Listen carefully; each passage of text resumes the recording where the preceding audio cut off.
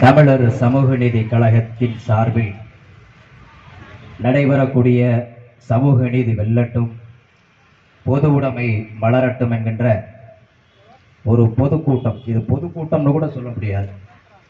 ஏன்னா ஒரு மாநாடு ரேஞ்சுக்கு எந்த பொருளாதார பின்னணியும் இல்லாத, மிகப்பெரிய ஒரு அரசியல் பின்னணி இல்லாத, ஒரு மிகப்பெரிய நிலச்சுவார்ந்தார்களின் பின்னணி இல்லாத நம்முடைய அண்ணன் சுரா தங்கபாண்டியன் அவர்களை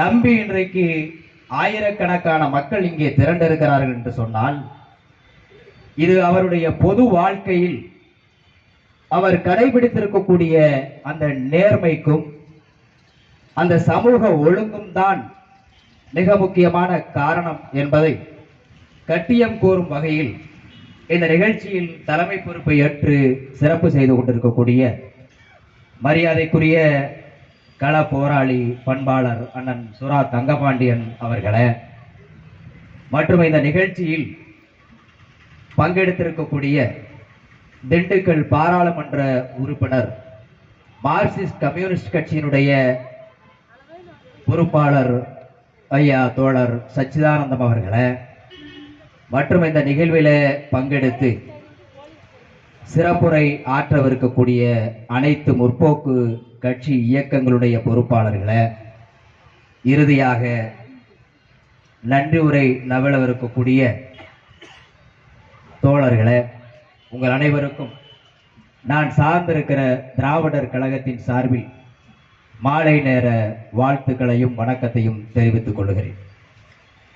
இன்று நடைபெறக்கூடிய இந்த பொதுக்கூட்டத்திற்கு முன்பாக வரக்கூடிய மார்ச் 3 அன்று IAS, IPS, IFS உள்ளிட்ட இந்திய ஒன்றிய அரசின் தலைமை பொறுப்புகளில் இருக்கக்கூடிய பதவிகளில், உயர் பதவிகளில் IAS பதவியில் 92 விழுக்காடும், IPS பதவியில் 90 விழுக்காடும், IFS பதவியில் 80 விழுக்காடும் இன்றைக்கு உயர் சாதி பார்ப்பனர்களுடைய ஆதிக்கம் நிறைந்திருப்பதை கண்டித்து அதை நிறுவ துடிக்கின்ற ஒன்றிய பாஜக, பாசிச பாஜக அரசை கண்டித்து தமிழ்நாடெங்கும் ஒரு மாபெரும் கண்டன ஆர்ப்பாட்டத்தை திராவிடர் கழகத்தினுடைய தலைவர், தமிழர் தலைவர் ஆசிரியர் அவர்கள் நடத்துவதற்கான ஆணையை பிறப்பித்திருக்கிறார். ஆகவே அந்த ஆர்ப்பாட்டத்தில் நீங்கள் எல்லாம் பெருவாரியாக பங்கெடுக்க வேண்டும் என்கின்ற அழைப்பை விடுவித்தவனாக இன்றைக்கு நடைபெறக்கூடிய இந்த பொதுக்கூட்டம் என்பது ஒரு சமூக நீதி சார்ந்த ஒரு பொதுக்கூட்டம். எங்களுடைய ஆர்ப்பாட்ட தேதி அறிவிக்கப்பட்டது என்பது ஒரு வார காலத்திற்கு முன்பாக.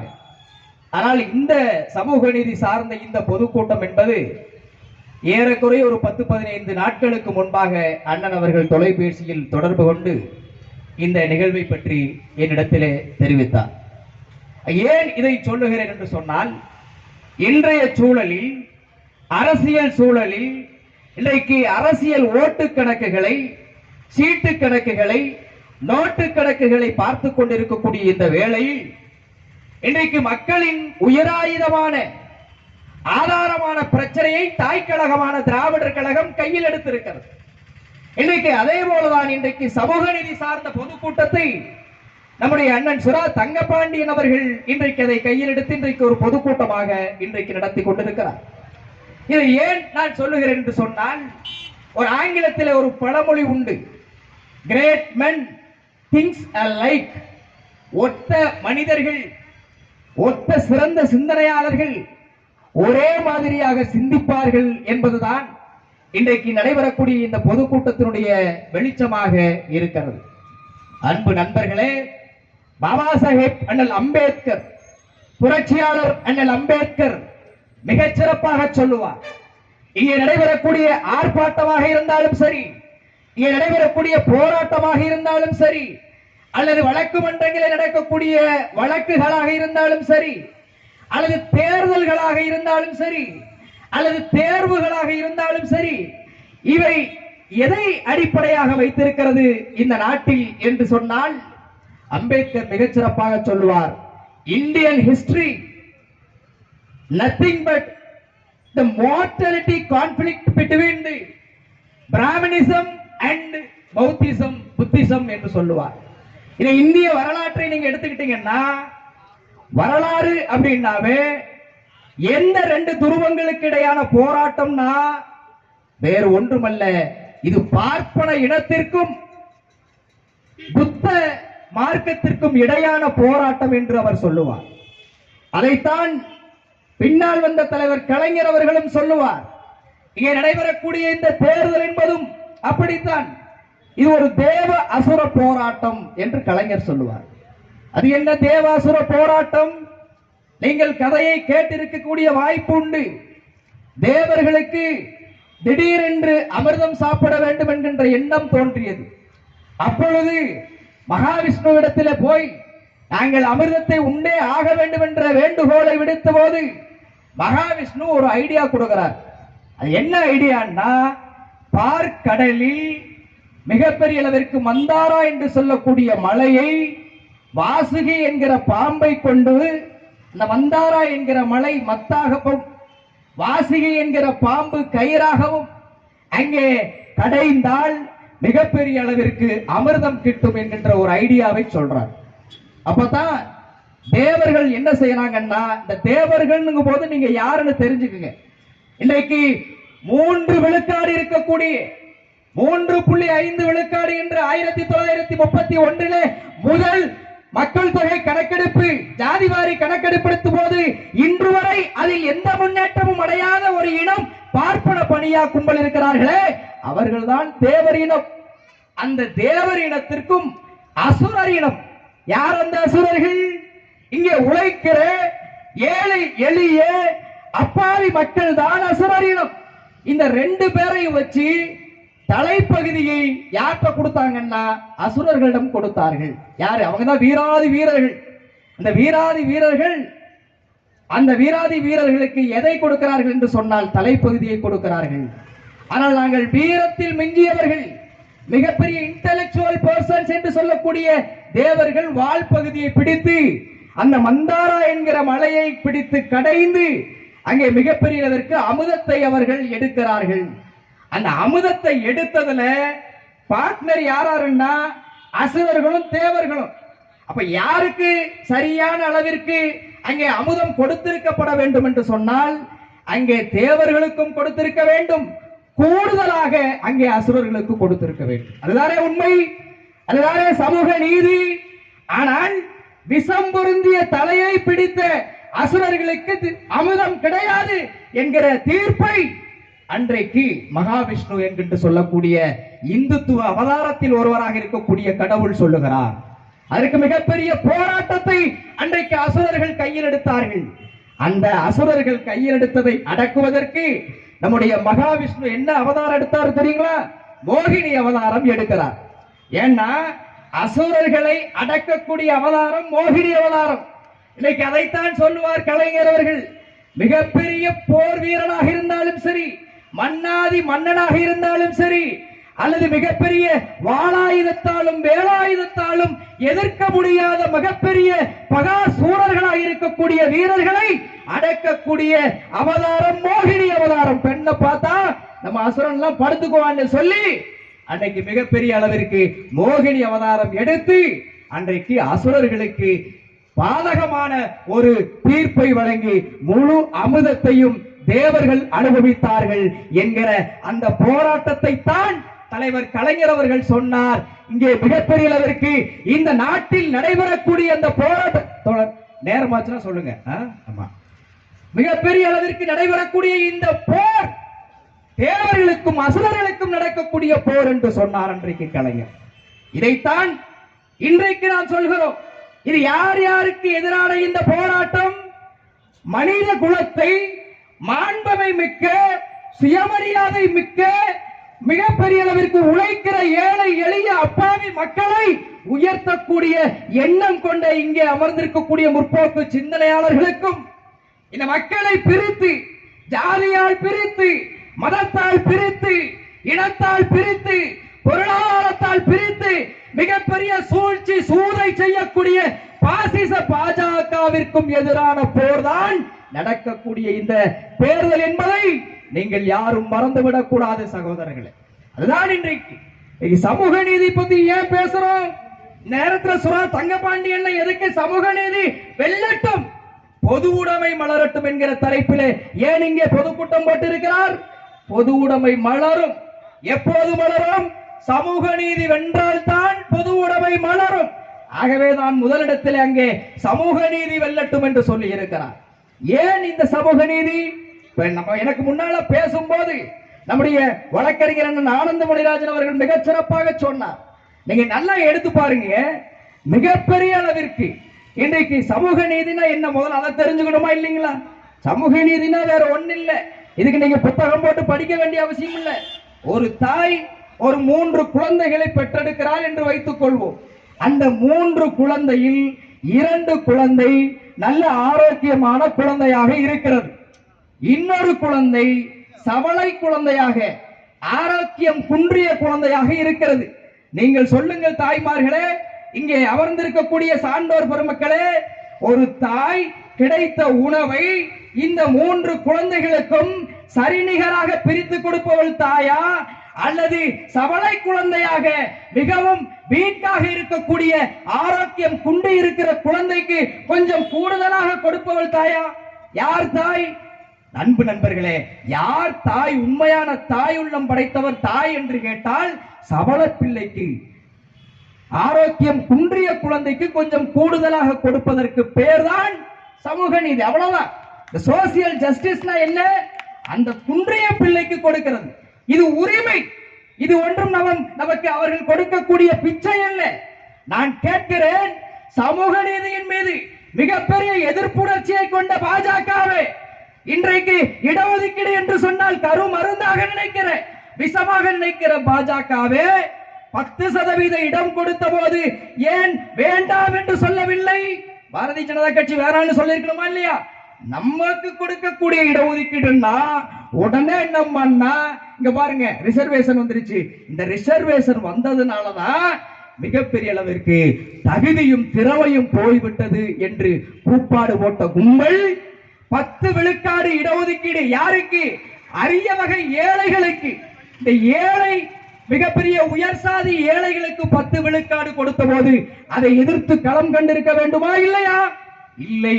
அல்லது நமக்கு கால வரையறை கேட்கிற பாரதிய ஜனதா கும்பல், இடஒதுக்கீட்டிற்கு எதிரான கும்பல், இவர்களுக்கு ஏன் கொடுக்கிறீர்கள் என்று சொல்லி எங்காவது அவன் களம் கண்டிருக்க வேண்டுமா?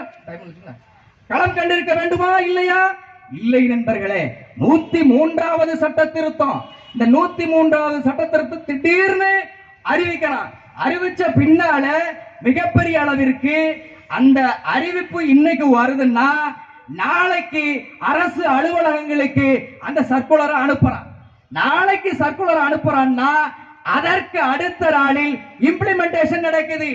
ஆக எந்தவித போராட்டமும் நடத்தாத, எந்தவித கோரிக்கையும் வைக்காத, போராட்டம் இல்லாத, கோரிக்கை இல்லாத, எந்தவித முயற்சியும் எடுக்காத அந்த உயர் சாதி ஏழைகளுக்கு திடீரென்று 10 விழுக்காடு இடஒதுக்கீட்டை கொடுத்த நயவஞ்சக கும்பல் தான் இந்த பாரதிய ஜனதா கட்சி கும்பல். நான் ஒரே ஒரு கருத்தை, மிக குறைவாக இருப்பதால் ஒரே ஒரு கருத்தை சொல்றேன். இந்த அரிய வகை ஏழைகள் சொல்றான் பாருங்க, இந்த 10% இடஒதுக்கீடு. இப்ப நமக்கு பாத்தீங்கன்னா இடஒதுக்கீடு எப்படி இருக்கு? இந்த பிற்படுத்தப்பட்ட மக்கள் பாருங்க, அவங்களுக்கு 26.5. அதே போல முஸ்லீம் இருக்காங்க பாருங்க, பிற்படுத்தப்பட்ட முஸ்லீம், அவங்களுக்கு 3.5. அதே போல எம்பிசி சொல்றாங்க பாருங்க, மோஸ்ட் பேக்வர்டு கம்யூனிட்டி, அவங்களுக்கு ஒரு 20. ஆக மொத்தம் 50. தாழ்த்தப்பட்ட சமூகம் இருக்காங்க பாருங்க, அவங்களுக்கு 18.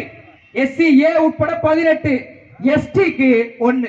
மொத்தம் பாத்தீங்கன்னா 69 விழுக்காடு. இந்த 69 விழுக்காடு எதை அடிப்படையாக வைத்து இந்திய அரசியல் சாசனம் சொல்லது என்றால், அன்பு நண்பர்களே, socially and economically weaker section, சமூக ரீதியாகவும் பொருளாதார ரீதியாகவும் மிகவும் தாழ்ந்து கிடக்கக்கூடிய இந்த சமூகத்திற்கு இந்திய அரசியல் சாசனத்தால் வழங்கப்பட்டிருக்கக்கூடிய அந்த உரிமை என்பதை ஏற்க முடியும். அதுவே பத்தாது. ஆனா இவன் சொல்றான் பாருங்க, ஒரே ஒரு கான்செப்டுங்க, என்னன்னா இந்த ஏழைன்னு கொடுத்து ஒரு 10% இடஒதுக்கீடு எந்தவித போராட்டம் இல்லாம கொடுத்தான் பாருங்க, அவனுக்கு என்ன நாம்ஸ் வச்சிருக்கான் தெரியுமா? அன்பு சகோதரா, ஆண்டு வருமானம் 8 லட்சம் ரூபாய்க்கு மிகக்கூடாது. எப்படிப்பட்ட ஏழை பார்த்தீர்களா? ஆண்டுக்கு 8 லட்சம்னா இப்ப மாசத்துக்கு நீங்க கணக்கு போட்டு பார்த்தா 66,666 ரூபாய். மாசம் 66,666 சம்பாதிக்கக்கூடிய இந்த பார்ப்பன பணியா கும்பல் ஏழை என்று சொல்லுகிறான். எவ்வளவு பெரிய அயோக்கியத்தரம், நயவஞ்சகத்தரம். அப்போ மாசத்துக்கு 66,666 ரூபான்னா ஒரு நாளைக்கு நீங்க கணக்கு போட்டு பாருங்க 2,222 ரூபாய்.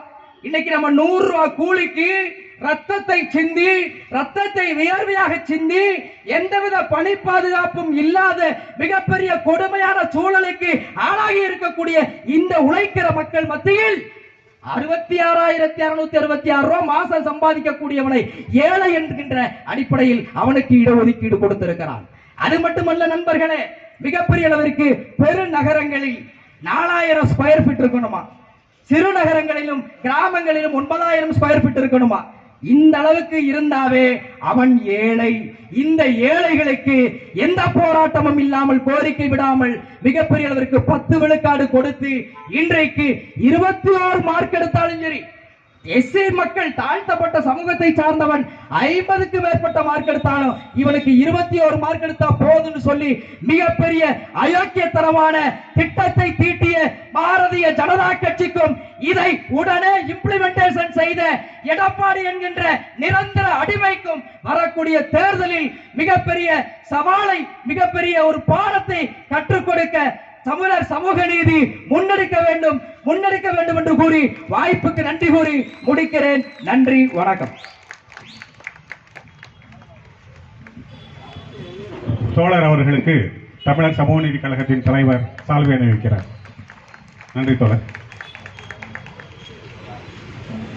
இந்திய கம்யூனிஸ்ட் கட்சியின் திண்டுக்கல் மாவட்ட செயலாளர் தோழர் மணிகண்டன் அவர்கள். தோழர் அவர்களுக்கு தமிழர் சமூக நீதி கழகத்தின் நிறுவன தலைவர் சால்வை அணிவிக்கிறார்.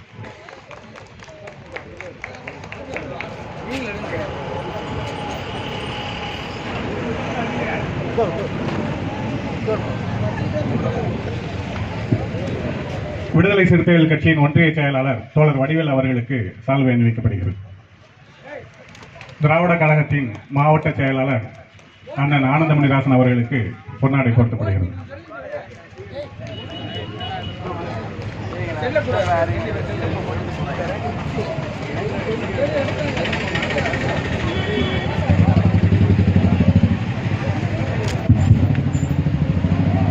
நேரத்தின் அருமை கருதி